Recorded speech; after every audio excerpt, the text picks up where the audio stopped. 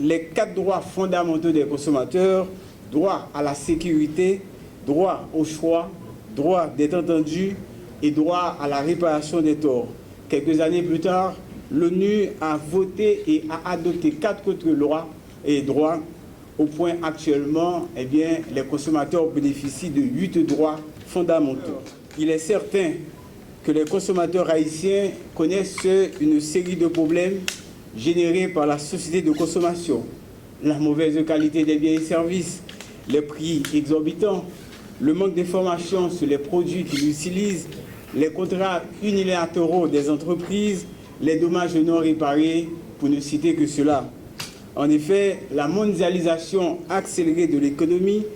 la multiplicité des produits place les consommateurs haïtiens dans une position difficile et représente autant de défis que doivent relever le gouvernement et les autorités concernées. L'État, dans toute société démocratique, est censé compenser le déséquilibre inhérent au rapport de force entre les plus faibles, les consommateurs, et les plus forts, les entreprises, afin de créer le climat de confiance essentiel à la prospérité. En un mot, dans sa fonction de régulation, l'État doit assurer que le marché fonctionne dans les normes et qu'il offre une protection effective et intégrale aux consommateurs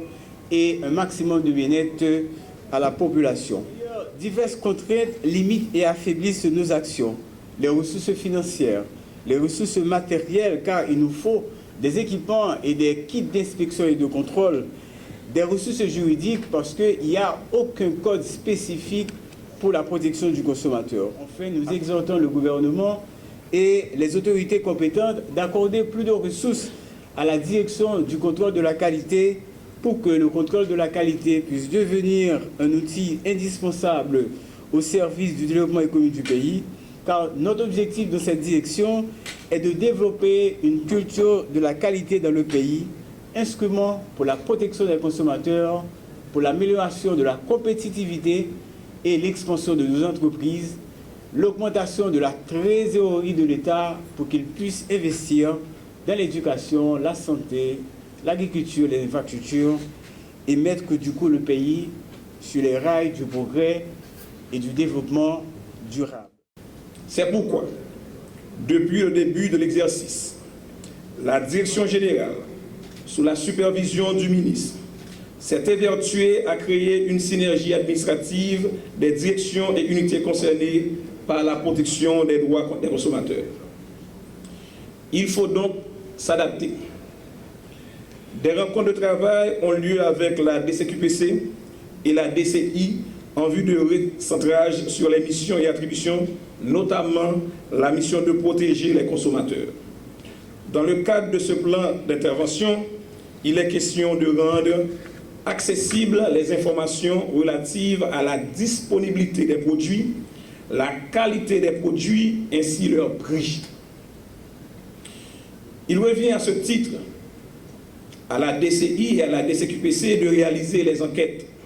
de collecter les données nécessaires et de les transmettre pour analyse et traitement à l'unité statistique pour que, par le biais des technologies de la communication et de l'information,